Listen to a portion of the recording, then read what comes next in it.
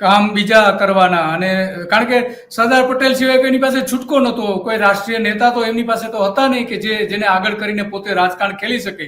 એટલા માટે સરદાર પટેલને આગળ કર્યા. સ્વાભાવિક છે કે રાજકારણ, પોતાનું રાજકારણ કરવા માટે સરદાર પટેલને આગળ કર્યા.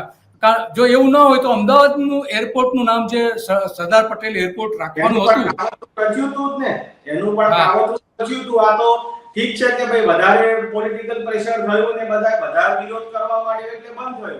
બાકી એક વાર તો પ્રેસમાં બોલાવ્યું હતું કે અદાણી એરપોર્ટમાં આપણું સ્વાગત છે એમ. એ બધાને ખબર છે, એની ઓડિયો વિડિયો ક્લિપો નીકળી છે. એમાં મારે કઈ કશું કહેવાની જરૂર નથી, આપણે પણ જોઈએ છે.